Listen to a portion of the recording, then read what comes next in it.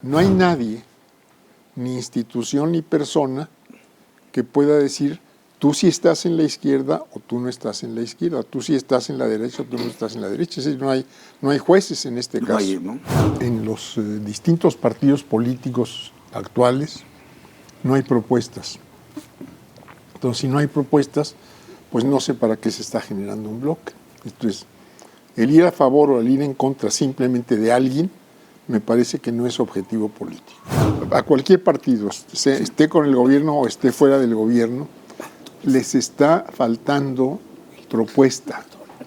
Entonces, no sabemos a dónde quieren llevar al país. Esto es, unos están a favor del gobierno, otros están en contra del gobierno, incondicionalmente, unos y otros. Sí. Y bueno, pues yo no creo en la incondicionalidad, No. en ningún caso, ni en la casa. ¿Qué le pasó al PRD? Pues yo salí desde 2014, hace ya bastantes años. Sí. Yo pienso que pues se burocratizó, se llegó al absurdo en algún momento, no me consta, pero así me lo platicaron, de que se repartió el edificio por metros cuadrados. Sí, las oficinas por metros cuadrados. Digo, bueno, pues eso ya es un extremo también, ¿no? Hubo una guerra civil en España. Bueno, el presidente de México, el general Lázaro Cárdenas, le abre todas las puertas a todos los republicanos españoles. ¿Qué trae contra España? Ahí sí me tienes que contestar, Cuauhtémoc, porque sí me tienes que contestar. Eso sí.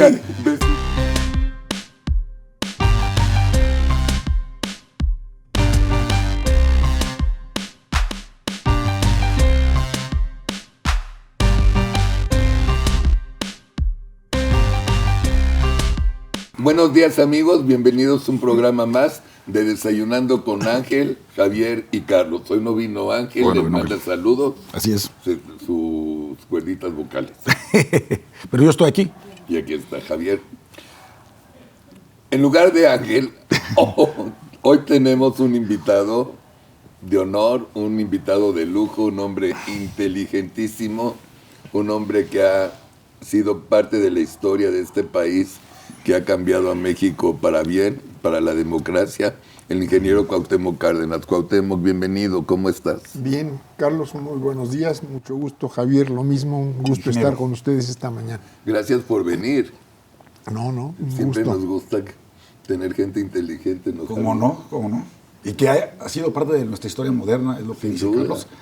Es un honor tenerlo aquí, ingeniero. Muchas gracias, un gusto de veras. ¿Cómo has estado? Bien. ¿Estás retirado? Pues yo no diría que retirado, Carlos. Estoy atento a lo que sucede. Cuando creo necesario doy alguna opinión, escribo o hablo, o invitaciones como esta que permiten también expresarse respecto a lo que uno trae adentro. Pero por lo demás estoy activo, atento, veo a mis amigos, me reúno con la gente, veo a la familia, evidentemente. ¿Vas mucho a Morelia? No, desafortunadamente no estoy saliendo mucho, pues por la pandemia y todo esto que... Además no tengo ninguna actividad concreta, más que cuando hay alguna invitación, alguna plática que dar con grupos de universitarios, etcétera. Oye, Cuauhtémoc Cárdenas, voy a ir directo. ¿Qué tiene México? Bueno, tiene muchas cosas. De enfermedad. Bueno, yo lo que veo es preocupación porque no estamos creciendo, la economía no crece, porque ha aumentado la pobreza, porque crece la desigualdad, porque la economía está estancada. Entonces tenemos una economía que desde hace ya muchos años, varios gobiernos, está creciendo o muy bajo o está decreciendo. Entonces, mientras no haya crecimiento, mientras no haya inversión, no se genera empleo, no hay un cambio estructural en la sociedad misma que es indispensable para que pues, disminuyamos el número de pobres, que ha aumentado, yo diría, de manera muy, muy preocupante en estos últimos años. En fin, yo creo que esto es lo que tiene el país, esto es falta de inversión, la necesidad de encontrar la forma de combatir la inseguridad, la delincuencia, la delincuencia organizada, porque por más que se han ensayado distintas estrategias o medidas, pues no parece que estén dando resultado hasta este momento. No, pues tiene toda la razón, es un buen diagnóstico, breve pero muy acertado el diagnóstico que hace el ingeniero Cárdenas, y entonces tendríamos que encontrar las causas de estas fallas estructurales, porque lo dice muy bien. Lo primero que apuntó fue, no estamos creciendo económicamente, no está llegando la inversión, tanto nacional como extranjera, pública, privada, en fin. Y si eso no llega, si no hay inversión, no hay generación de empleo, no hay bienestar. Pero la gente sigue entrando al mercado laboral a tocar la puerta. Y no se les está dando esa oportunidad. Entonces, y el número de pobres, que eso es algo también muy preocupante, no obstante esta ampliación que ha querido hacer este miserable gobierno de los programas sociales, el número de pobres es mayor y las desigualdades son más profundas. Entonces sí tenemos un tema estructural, porque a eso hay que sumarle la falta de certidumbre jurídica, que por eso ahuyenta inversiones, ¿verdad? Por un lado, y por otro lado, el embate a los otros poderes, a los órganos autónomos, a los medios de comunicación, etcétera, que debilita nuestro régimen democrático. Y si alguien sabe de democracia, si alguien fue un artífice de que se diera la alternancia en el poder en México, es el ingeniero Cárdenas. Y él nos puede explicar mucho mejor esa parte. Entonces, no solamente es lo económico per se, sino que se está debilitando la parte, el andamiaje institucional, democrático y legal de nuestro país. Esa es mi opinión. Bueno, yo creo que si la inversión se diera y se generan nuevos empleos, tendríamos efectivamente un cambio estructural en la composición de la sociedad. Claro. Esto es, cuando hablo de nuevos empleos, estoy pensando también en que tendrían que ser empleos o tienen que ser empleos protegidos socialmente, esto es con acceso a la seguridad social, más allá de que también tenemos que revisar en algún momento, y en algún momento que ojalá sea cercano, el régimen de seguridad social. Esto es cómo realmente ampliamos, consolidamos y universalizamos el régimen de seguridad social. Que esto tendría, desde luego, que pues, verse en función también de algo que, desde mi punto de vista, es indispensable, que es una reforma fiscal. Es una reforma fiscal real, profunda, sí. Porque si queremos un régimen de seguridad social universal, no podemos tenerlo vinculado a la nómina. Tenemos que vincularlo a los impuestos generales y al ingreso general que recaude el Estado, que tenemos también, por otro lado, una recaudación baja en comparación con países con economías, yo diría, desarrolladas como es la nuestra. Sí. Es que la base gravable, digamos, es muy pequeña en México. O sea, muchos de los quienes tendrían que estar pagando impuestos no lo hacen. Y todo es al contribuyente cautivo, es al que se le clava más el diente.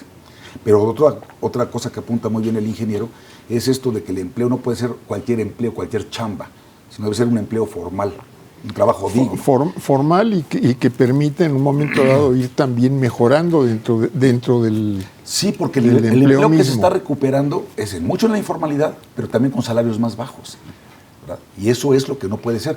Y de la otra parte que decía usted, ingeniero, en cuanto a la seguridad social, lo que tienes con el Seguro Popular, pasa esta mierda que se llama el INSABI, y 15 millones de personas se quedaron sin la protección que tenían en el Seguro Popular. Para bien o para mal, ahí estaba. Entonces, lo eliminan, pero esa gente se queda desamparada, ingeniero. Y eso también es un tema de justicia social, no se vale. ¿Qué hace esa pobre gente?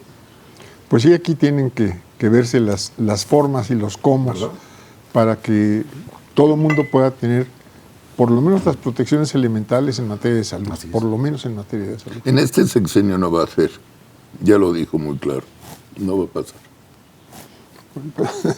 No lo sé. Ya lo dijo Cuauhtémoc, ya lo dijo, o sea, sigue con sus cosas del pasado, sigue con su cuento de siempre, sigue hablándole al público que votó por él, no, le sigue hablando a su voto duro, no le sigue hablando a todo el público que votó por él, y él está convencido que eso debe de ser. Él cree que el Estado tiene que ser rector.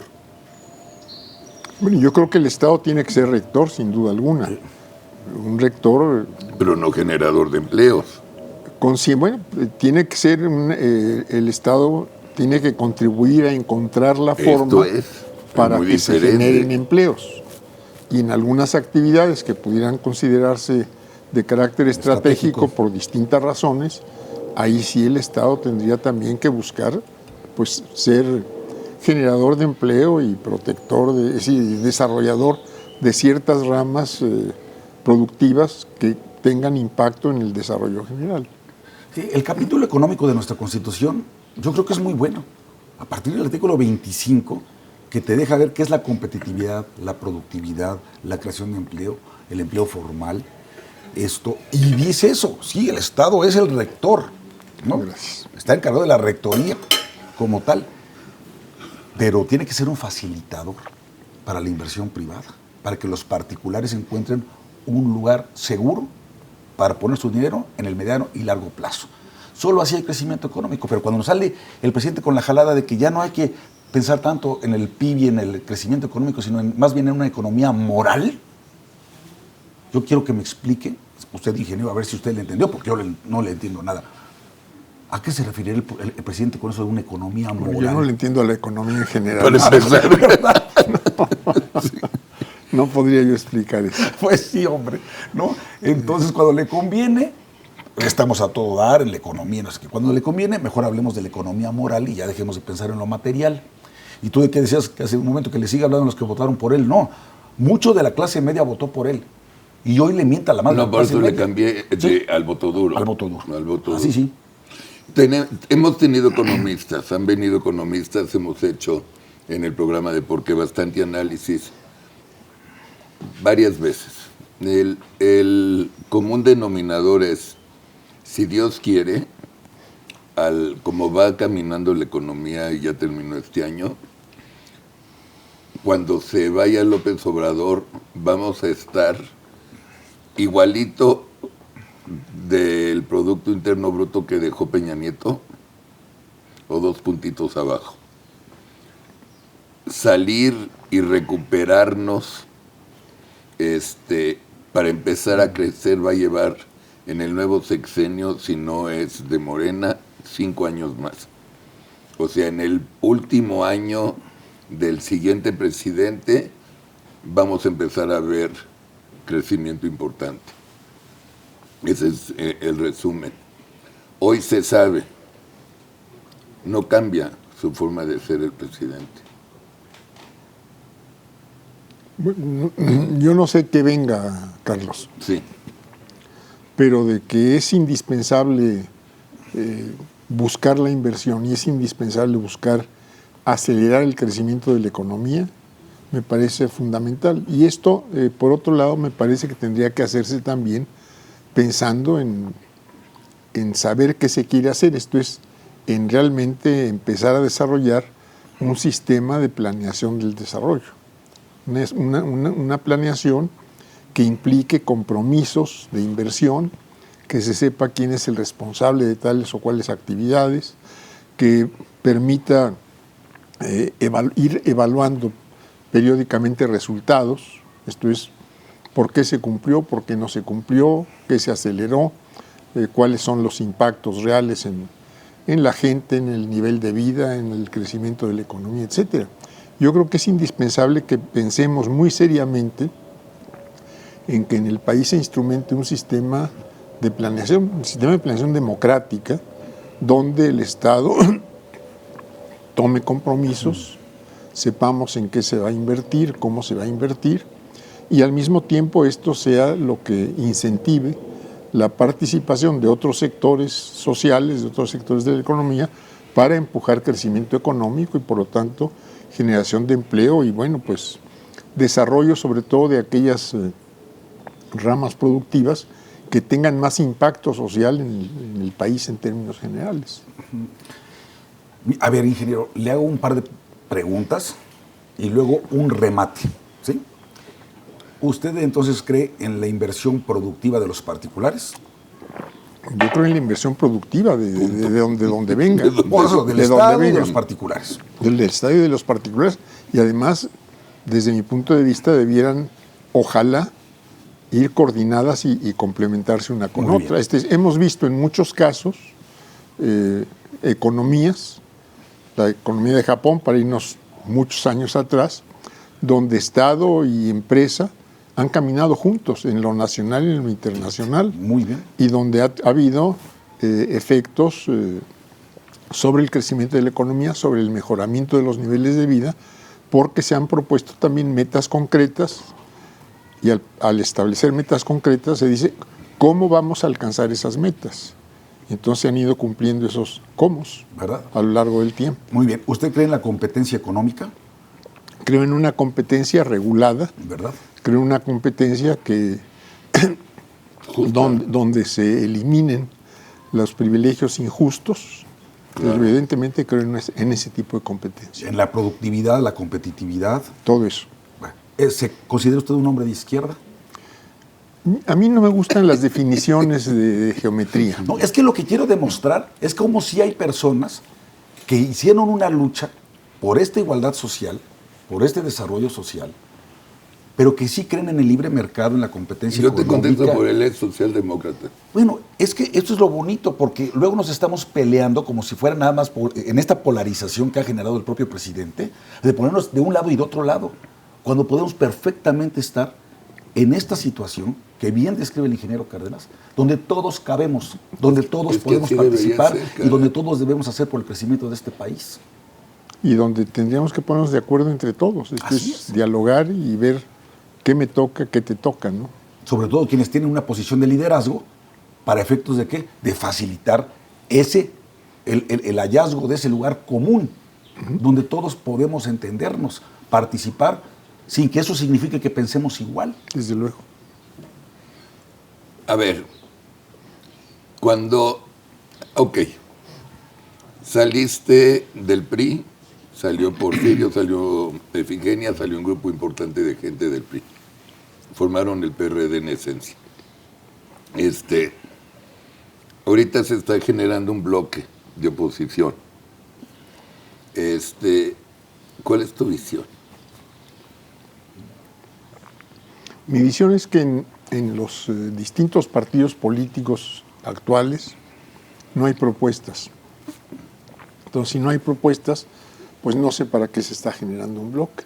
Entonces, el ir a favor o el ir en contra simplemente de alguien, me parece que no es objetivo político. Yo creo que tendríamos que pensar en qué tipo de economía queremos, cuáles serían los puntos clave para invertir y generar un impacto amplio, cómo atacar problemas concretos, educación, salud, evidentemente inseguridad, es decir, cómo se va a combatir toda esta inseguridad, es decir, cómo va a incorporarse a la sociedad, además de los cuerpos específicamente encargados de las cuestiones de seguridad, justicia, etcétera, etcétera, cómo la sociedad también puede contribuir o debe contribuir para combatir la inseguridad, para saber qué hacer. Es decir, un ciudadano como nosotros, como cualquiera de los que estamos aquí, ¿qué tenemos que hacer? ¿Cómo comportarnos en función del sitio donde vivimos, de la ciudad, del municipio, de la colonia, de la manzana? ¿Qué hacer para mejorar la seguridad? En voz del bloque. O sea, yo me acuerdo que con Adolfo Suárez, en el pacto de la Moncloa, se juntaron a todos los partidos, eran chorros, ¿no? Sí, pero sí, chorros. Sí. Y entonces Adolfo Suárez se sentó con el Partido Comunista hasta la extrema derecha. A ver, pongamos en un pizarrón en lo que estamos de acuerdo. Pum, hasta aquí llegamos, porque aquí no nos vamos a oponer. ¿Qué vemos para bien para España? Pum, es lo que está sugiriendo. Bueno, yo lo que sugiero es que se lo transmitas al público objetivo. Bueno, yo creo que aquí podemos ponernos de acuerdo en ciertas cosas. Sí. Entonces, ¿por qué no caminamos hasta donde podamos llegar en aquello en lo que estamos de acuerdo?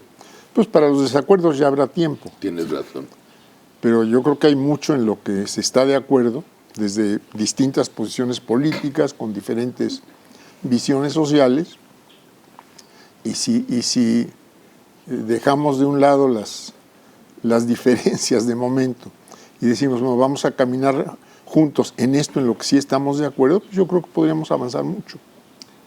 Hay un tema que a mí me... Perdón, qué inteligente ser humano es. No, y a ver, es un hombre inteligente, es un hombre prudente, es un hombre cuya experiencia está poniendo esos conocimientos sobre la mesa para que ojalá los partidos políticos nos lo escuchen y lo atiendan. Porque también una cosa es el discurso y la agenda legislativa. Y no sé cuántas cosas más en Va por México, esta alianza, o esta coalición que se formó. Y otra cosa son los hechos.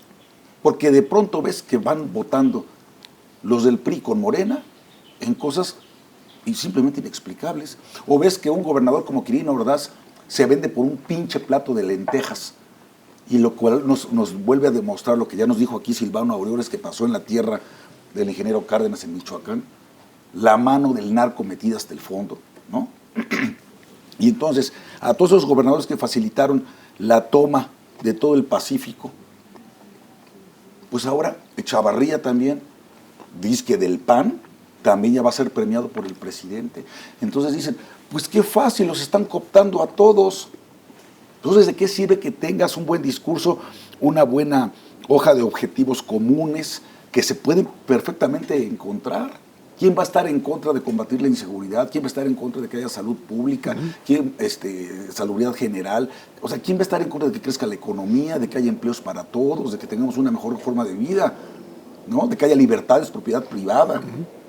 Pero, y llega el PAN y estos babosos se juntan con los de la extrema derecha, los de Vox, ¿no? Y luego a dar maromas para tratar de explicar. No, bueno, yo no fui, fue Tete. No, mira, es que nada más yo así a título personal.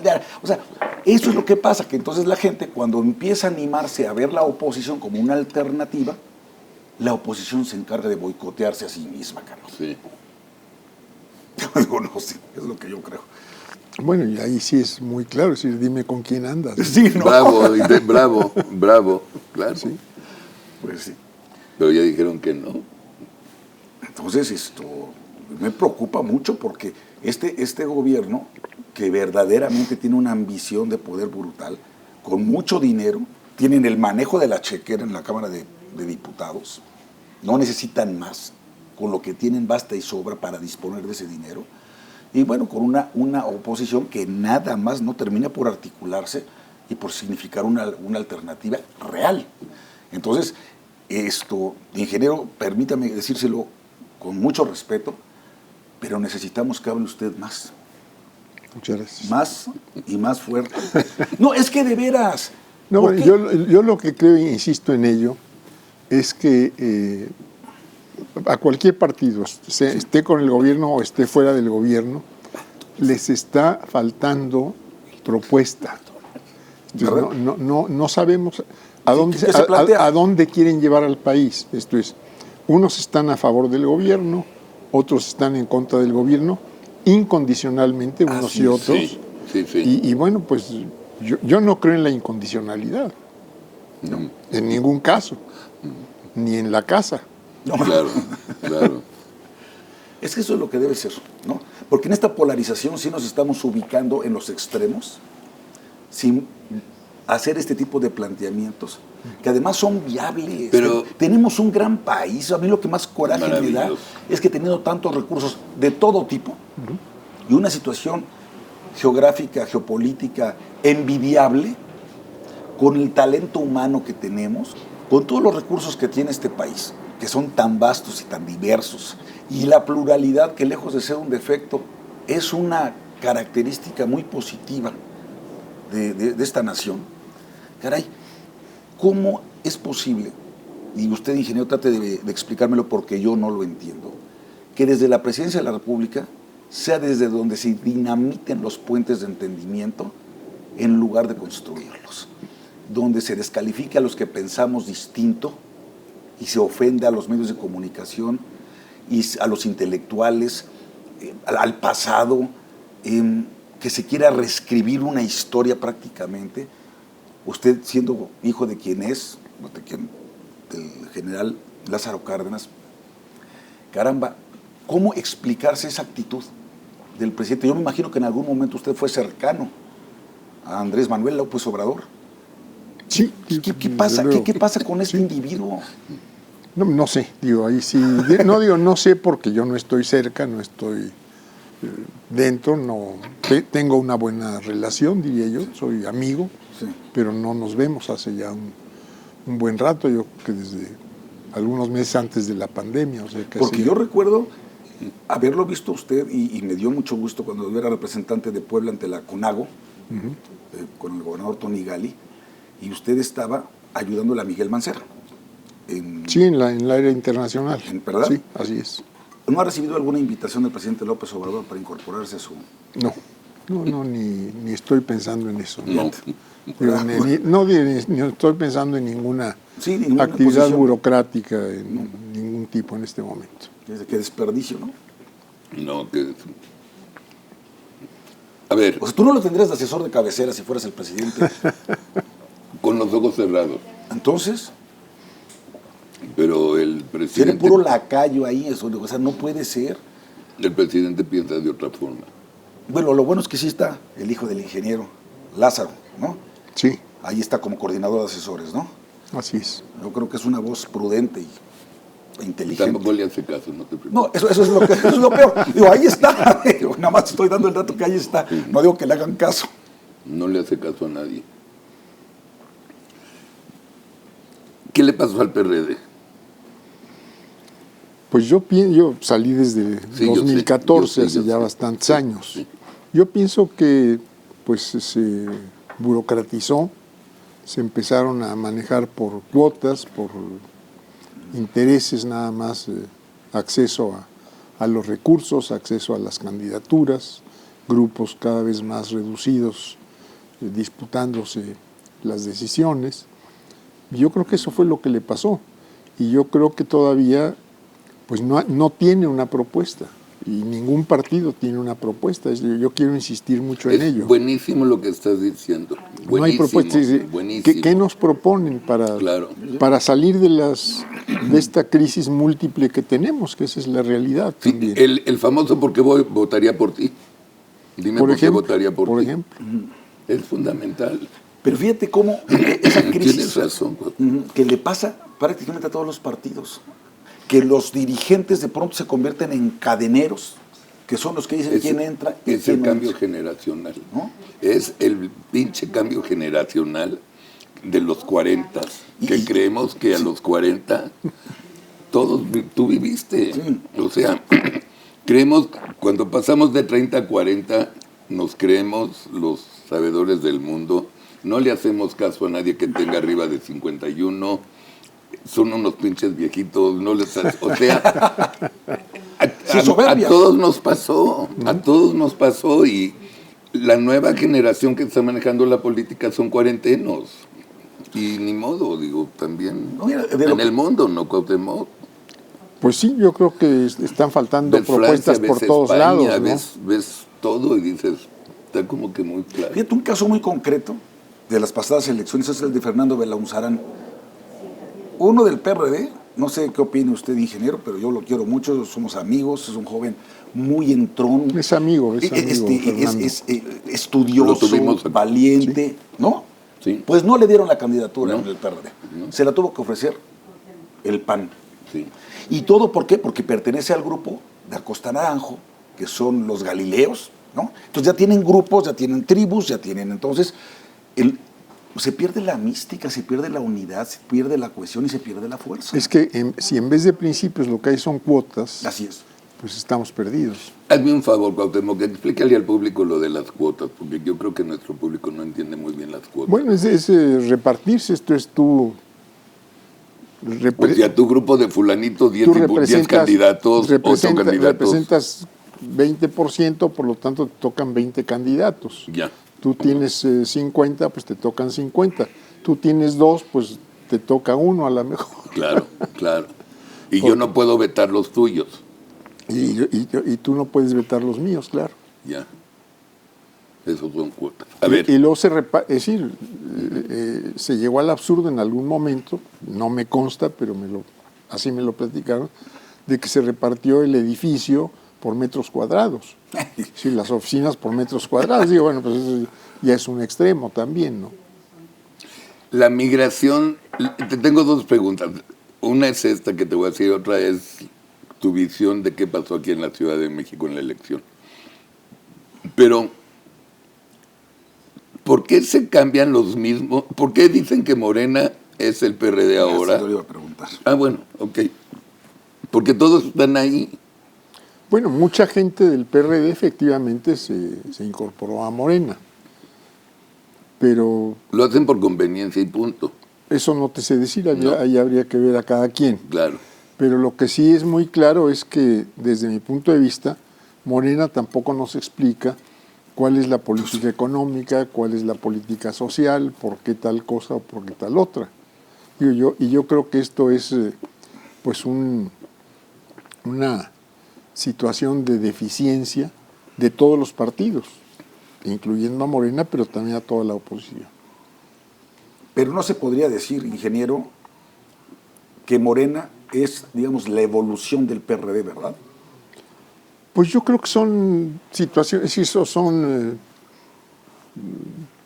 agrupaciones distintas. Eso es lo que yo también pienso. Distintas, pero donde lo que los distingue es qué persona está en un lado y qué persona está en el otro.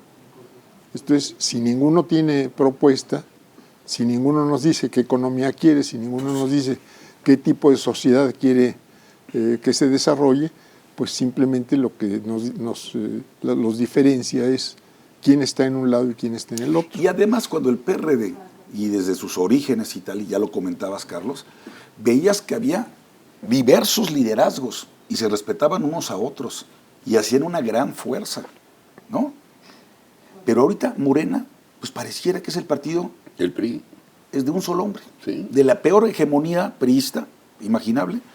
Eso es Morena, ¿verdad? No es una convicción ideológica, como bien dice el ingeniero, porque su eslogan es, por el bien de todos, primero los pobres. Pues sí, quiere tanto a los pobres que los multiplica, ¿no? Yo y creo ese es que el resultado de su política económica. Yo creo que por la edad que tenemos estamos reviviendo el dúo López Portillo, Echeverría-López Portillo. Es mi percepción. En esa época yo era gerente de programación en Canal 13 y Imevisión con Echeverría. Y González Pedrero, que en paz descanse, era mi director general. Te juro que estoy viviendo lo mismo. O sea, tengo un déjà vu gruesísimo, como gobernaba el canal González Pedrero. Haz de cuenta que estoy viendo a López Obrador. Es impresionante. Te lo juro, Cuauhtémoc, Sí. es impresionante. Porque incluso hasta los partidos, los otros poderes de la Unión, caramba, sometidos al capricho del presidente. Sí, 100%. Aquí se decide el presupuesto. Todavía no, en los spots del informe de gobierno, de su enésimo informe, porque cada 3 meses de informes. Pero en esta oficina se decide el presupuesto. ¿Cómo? Oye, tantito respeto a la Cámara de Diputados, ¿no? Diciendo aquí en Palacio Nacional. Es descarado. Si un juez concede una suspensión provisional o definitiva contra la ley de hidrocarburos, de la industria eléctrica, etcétera, se va contra los jueces y dice que no están haciendo justicia, o contra la Corte, dice que ya va a ser una Suprema Corte de Derecho porque ya no es de justicia, porque no imparten justicia, que son... Pues, ¿qué pasa, ingeniero? Eso no es democrático, o sea, eso no me parece que también sea digno de un Estado de Derecho como el que merecemos. No sé qué piensa usted. Pues sí, digo, es decir, hay una concentración de decisiones, concentración de poder en el titular del Ejecutivo. Eso lo estamos viendo. Me parece que habría que pensar en desconcentrar ese poder que se está dando, ¿no? Te repito que no. Bueno, A nuestro público y sobre todo a los chavos, que pues igual no tienen muy fresca en la memoria lo que pasó, la alternancia en el poder comienza en el año 97 con el triunfo del ingeniero Cárdenas, Sí. para ser Jefe de jefe. gobierno. Era jefe de gobierno. Jefe de gobierno, sí. Era el primero. Sí, fue el primer jefe de Sí, gobierno. primer jefe de No, gobierno. porque antes eran regentes, Exacto. designados Era jefe del directamente por el departamento. Ejecutivo. Pero ya regresamos. Era el departamento. Pero ya del distrito. regresamos Ya, a ahorita regente. ya ahorita con Claudio Sheinbaum es un... Es otra regente. Pero se da, entonces, llega el ingeniero Cárdenas a la Ciudad de México y en la Cámara de Diputados el PRI pierde la mayoría. así es la mayoría absoluta, por Y eso, primera vez. con el presidente Cedillo, por más que lo critiquen y lo que sea, la verdad es que él con una gran apertura dijo lo que decida la gente. Y el propio PRI se le fue encima a Zedillo. ¿Por qué? Porque no estaban acostumbrados a aflojar el poder. Pero desde esa alternancia nos acostumbramos a que nadie más tenía, ningún presidente tenía la mayoría absoluta en ambas cámaras del Congreso, lo cual te obligaba, Carlos, a negociar, a dialogar, a hacer política, que es entenderse entre los distintos. Hoy perdiste eso. Entonces tienes un hombre de una sola voz, con la Cámara de Diputados y de Senadores con tu mayoría absoluta, ¿sí? Y aplastándolo todo. La verdad es que así es muy difícil que podamos avanzar. Mira, mi amigo el ingeniero es muy prudente. Sí, entonces, es muy prudente. aquí no va a haber sangre. Relájate. Ahora, lo que sí me importa es dame tu visión de qué pasó en la Ciudad de México en esta elección. Mira, yo creo que no los conozco. Sí. ¿A quiénes? En general. A los candidatos. Conozco algunos. Pero yo creo que contaron mucho los candidatos. No sé qué haya propuesto X aquí en Miguel Hidalgo, que haya propuesto X en Coyoacán o donde sea, pero yo creo que contaron mucho los candidatos. Los candidatos... No el castigo. No te sé decir. Y también contaron las disputas internas de los partidos. Si lo que la gente percibió en alguna alcaldía ahora era, pues aquí el tal partido lo que trae es un pleito interno que no se aguantan unos con otros, pues vamos a votar por el que no es de ese partido. Y me imagino que eso contó tanto los conflictos internos de los partidos como pues quién es el candidato que te están presentando para que votes o no votes por él. Yo tengo la percepción que fue voto de castigo, percepción, porque con los que hablas en diferentes lugares, la respuesta es que no gane Morena. O sea, era a Carlos. Sí, no, o sea, no sé, porque pues, ¿qué propuestas te hacen los alcaldes? Menos basura. Pues sí, bueno, también es lo que a uno le interesa en claro, la vida de claro, todos los días. Claro, ¿no? claro, en tu casa. La vida de claro. todos los días. Esto es, claro. Quítenme los baches. Pues claro. Pero ¿tú no crees que todos dijeron lo mismo? Yo creo que sí. Yo creo que en buena parte sí, pero... No sé, pues o el carisma. Pues unos son más creíbles y otros son menos creíbles. El carisma. Sí, pero sí hubo un castigo, porque además lo de la línea 12 del metro ocurrió el 3 de mayo, las elecciones fueron el 6 de junio. Sí. Entonces, digamos, sí hubo de alguna manera, yo creo, un voto de castigo. ¿Por qué? Porque también aquí en la Ciudad de México pasan dos cosas. Primero, hay gente más preparada y más informada. Y así como creyó en López Obrador en el 2018, dice, oye, no me está cumpliendo y nada más está encontrando evasivas. Y las micro, pequeñas y medianas empresas que cerraron, que no recibieron ningún apoyo, los asaltos en el transporte público, pues todo eso, la verdad es que yo creo que sí la gente dijo... Sí, todo eso tuvo un voto de castigo. Digo, hay una X proporción que fue voto de castigo. Y hay otra que fue, pues, sí, este candidato me gusta, este no me gusta. Así es. Porque también eso fue. Mucho, por ejemplo, en zonas que eran prácticamente dominadas por Morena. El caso de Gabriel Cuadri, por ejemplo, que le gana a Pablo Gómez la Diputación Federal. ¿No? Y eso nunca... No. O sea, si hubieras tenido que apostar, hubieras apostado que Pablo Gómez ganaba, ¿no? Yo hubiera apostado que hubiera ganado todo otra vez Morena, excepto Milpalta. ¿No? Entonces, y Benito Juárez. Y ya. Entonces, fue muy interesante eso. Y por eso es la reacción, y por eso cambian al secretario general de gobierno de la capital y traen a Martí Batres. O sea, endurecen. Bueno, ¿hasta cuándo recibió Claudia Sheinbaum a los alcaldes electos? Apenas, la semana pasada. Una hora.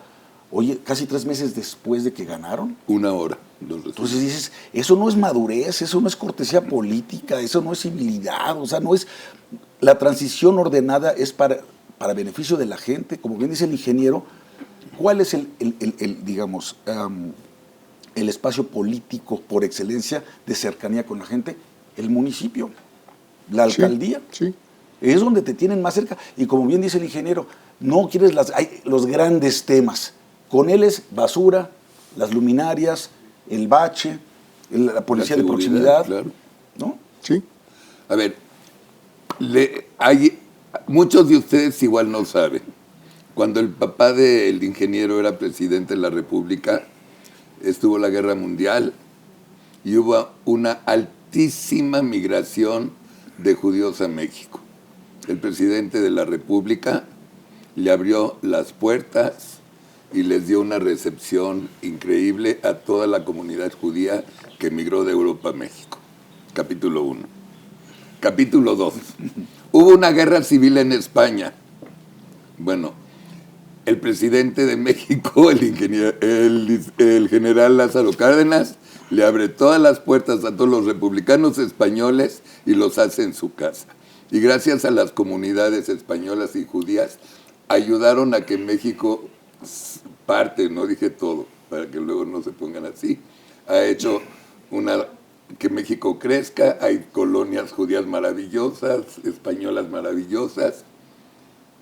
¿Qué trae contra España? Ahí sí me tienes que contestar, Cuauhtémoc, porque sí me tienes que contestar. Eso sí. O sea, vestí muy bien a tu papá con la verdad, pero ¿qué pedo con España? Pues no sé. Ahí sí no sé, Carlos. Pero ¿cuál es tu opinión?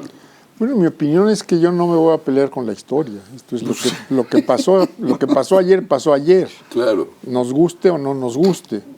Y yo tengo la convicción de que no puedo valorar los acontecimientos del pasado Pues claro. con los valores de hoy. No. Esto ha cambiado el pensamiento, han cambiado las formas de decir, los valores incluso de la relación personal, de las relaciones sociales en términos generales, de las relaciones internacionales. Si nos vamos Estamos globalizados. Pues, si nos vamos muy atrás, a los siglos XV, XVI, XVII, pues existía el poder de conquista o el derecho de conquista. Entonces, ya te conquisté, ya te fregaste. Así era.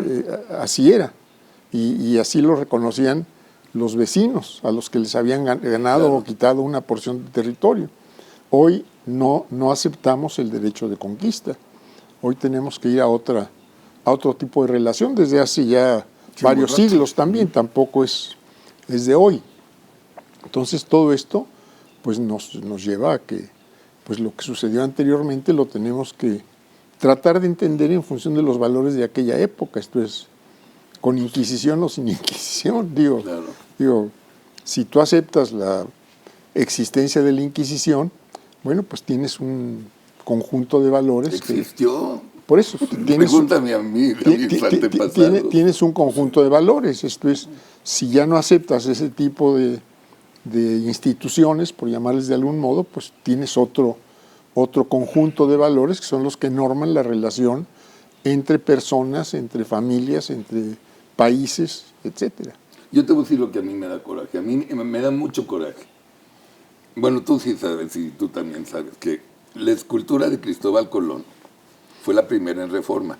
Fue la primera escultura en Reforma. Ok. Fin de capítulo 1. Capítulo 2.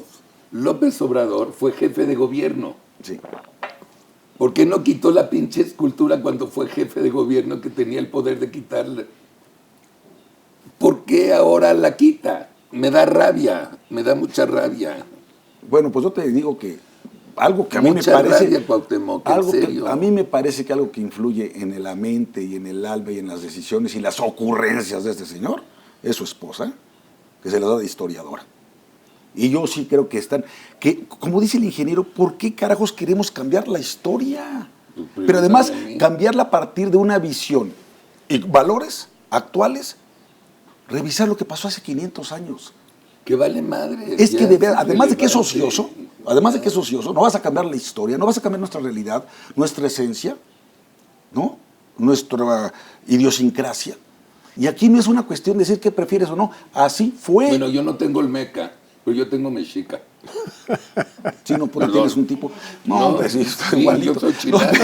No, los mexicas somos chilangos. Bueno, pero ¿por qué lo quitan? O sea que... Por capricho, por prejuicios, por torpeza, por abuso de poder. Es muy bonita, es una escultura. Sí, de época, sí, sin duda. Vas a Madrid, está la glorieta de Colón. Vas a Nueva York, está el Colombo Circle, ¿no? El círculo La glorieta de Colón. Oye, también. y claro que él no iba a descubrir América, pues no, se topó con América, Claro. ¿no? O sea, y cuando se hablaba que la tierra era plana, o sea, a Es ver, que la explicación que dicen es esa, ¿no? Que América ya estaba. Pues sí. Por lo tanto, no fue descubierta. Bueno, eso es discutible. Eso es discutible, pues sí. Y de acuerdo, no fue descubierto, aquí estaba ya. Sí. Y Se luego- tropezaron con ella. exacto, ¿Y luego? exacto. Y luego, pues, hubo una serie de acontecimientos políticos, sociales, bélicos, etcétera, es. Religiosos, todo. religiosos, que impusieron un poder que fue determinante durante varios siglos, a partir del siglo XVI. Sí. Pero luego alcanzamos la independencia. Que también esa es otra de las fregaderas de cómo manipular la historia. A ver, muy orgullosos ahorita, dice 2021, 1821.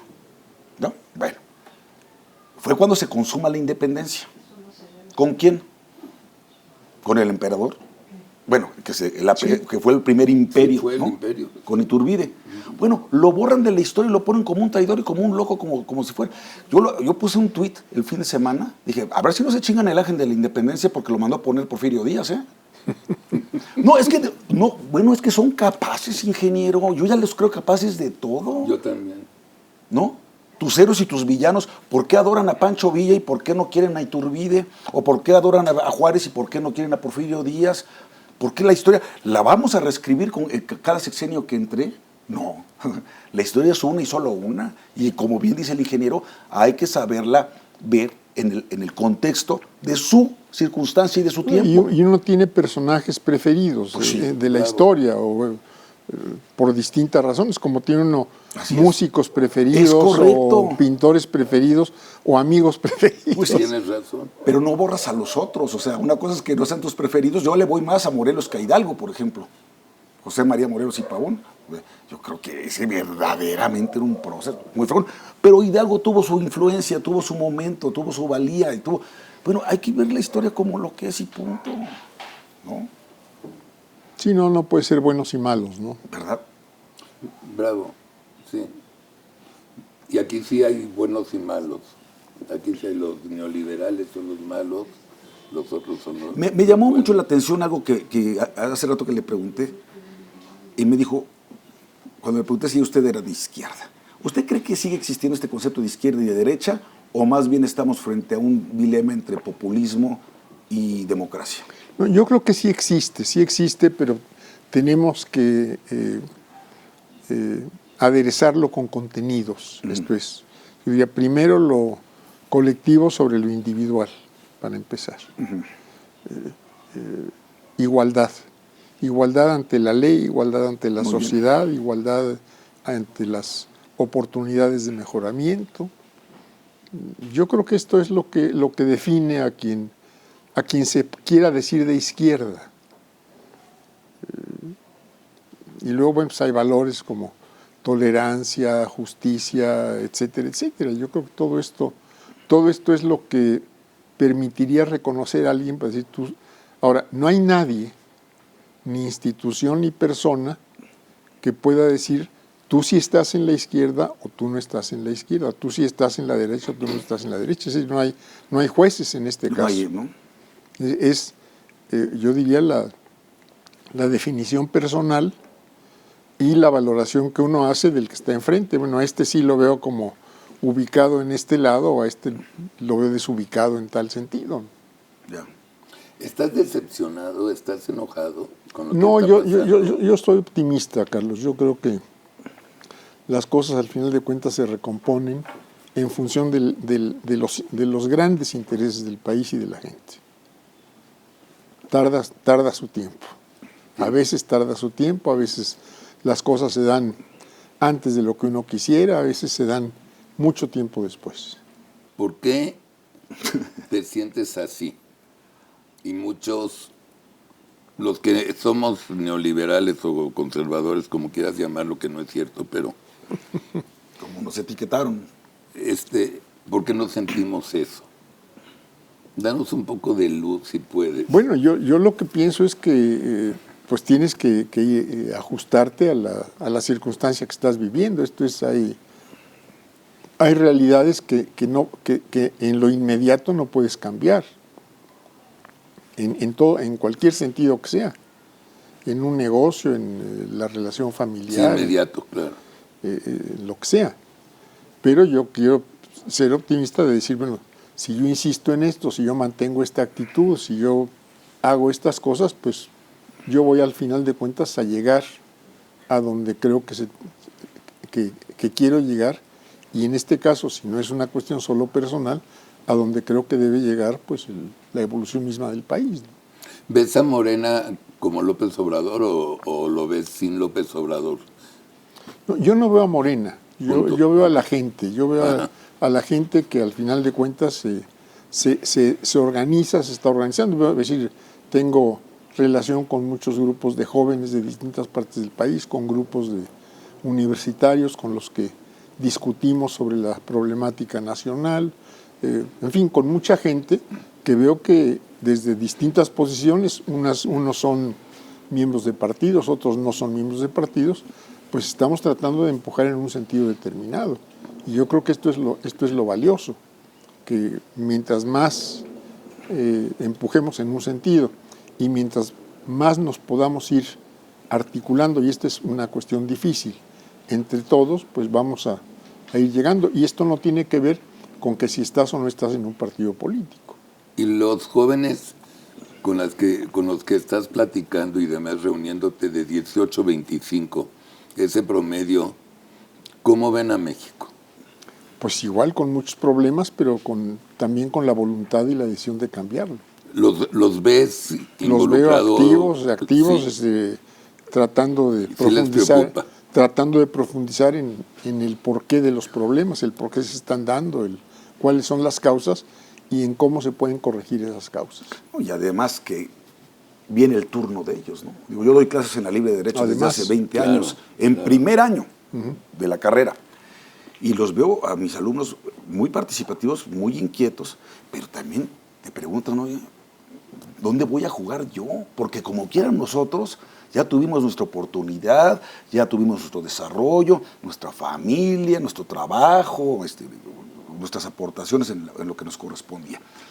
Pero para esa generación, qué preocupante lo que dice el ingeniero, porque esto pueden ser años de retroceso. Ya no digas de desarrollo, de retroceso. ¿Y eso qué significa? Que a lo mejor no van a tener las mismas oportunidades que tuvimos nosotros, o va a ser mucho más difícil para ellos salir adelante en un mundo globalizado, cada vez más competitivo, donde se exige mucho más información, más conocimiento, ¿no? Más desarrollo. Ya ve cuánta gente se queda sin empleo y ya no vuelve a encontrar una oportunidad de trabajo, mano. Gente conocida, gente preparada. La pandemia acabó con muchas cosas, pero también esta economía ya estaba lastimada desde antes de la pandemia. Y ese es el problema. A mí lo que me preocupa de lo que decía el ingeniero es cuánto nos va a costar, cuánto tiempo y esfuerzo, cuántos años va a costar esta reconstrucción de lo que más o menos estábamos ya va a tomar tiempo. Va a tomar tiempo. Sí, sin duda. ¿Cuánto? ¿Quién sabe? ¿Quién sabe? Según el INEGI, cuando Peña Nieto se fue, dejó al país con 2% de desempleo y que hoy estamos en 12, en 3 años. No, sí, a ver, el número de... Ahí habría que discutir mucho, Carlos. Yo leí nada más porque no tengo ni idea. No, habría que discutir la forma como se mide el desempleo. Correcto. Porque aquí se hace a partir de una encuesta. Así es, la del INEGI. La ENOE. Esa la Encuesta Nacional de Ocupación y Empleo. Pero es una encuesta que se hace durante una semana X, donde te dicen, bueno, usted en esta semana pidió trabajo, si no tiene trabajo, pero pidió trabajo, sí, entonces te ponen como que si hubieras trabajado. Usted trabajó una hora, aunque sea no remunerado, ¿no? Una hora, aunque no sea remunerado. Pues entonces te anoto como que si trabajas. ¿No? Pues entonces habría que revisar los criterios para calificar empleo y desempleo. Pero si lo pones empatado, Cuauhtémoc, de 2 a 12, sí es un chorro. No, pero tiene razón el ingeniero. Yo te la pongo de este modo. Sí. Entonces, recuerdo hace unos años, cuando aquí te decían, tenemos una desocupación de 5%, por decir algo, España tenía 16 o Estados Unidos tenía 14. Digo, bueno, pues No hay forma, no podemos no hay forma. estar Tienes razón. en mejores condiciones que en materia de desocupación que Estados Unidos o que España. Digo, es cosa de recorrer la calle de cualquier ciudad, ¿no? Sí. No. Y mira, la mejor manera de medir el empleo, digo, se lo digo yo que fui secretario del Trabajo y Previsión Social, bueno, así es. cuando Lázaro, su hijo, era gobernador allá, me acuerdo de haberlo visitado en un par de ocasiones, pero la mejor manera de medir el empleo, porque si hablas de la ENOE, también incluye el empleo informal. Y lo que dice el ingeniero, si una persona trabajó Yo no sé de qué hablo. una hora, el empleo informal es el que no tiene seguridad social. Sí. ¿Sí? Bueno, entonces, ni previsión social, es decir, seguridad de higiene en los centros de trabajo, etcétera, ni capacitación, ni cosas así, ni prestaciones. ¿Okay? Lo que hay que ver es cuántos millones de asegurados, de trabajadores asegurados, hay en el Seguro Social. Eso es como tenemos que medir, porque esa tiene que ser nuestra aspiración, Claro, no darle nada más una chamba sin seguridad social a la gente, como decíamos hace un momento, sino darle un trabajo que tenga aparejado la seguridad ¿Y tú social. tienes una idea de Eso, de antes y hoy? Sí. Teníamos 20.600.000 empleos antes de la pandemia. No se han recuperado. Entonces, si bien nos va, vamos a terminar con números similares, un poquito más de esos 20 millones, 21 millones, al término de este sexenio. Pero entonces ya no consideraste los 800.000 que por lo menos tendrías que estar creando cada año. En el 19, en el 20, 21, 22. Entonces, que no nos venga con el cuento de que ya estamos igual que... No, señor, porque no está usted tomando los que no se crearon. Porque lo que sí es cierto es que hay un rezago brutal. Por lo menos 1 millón de jóvenes se incorporan al mercado laboral cada año. La respuesta es, ¿se les está atendiendo a esos jóvenes? La respuesta es no.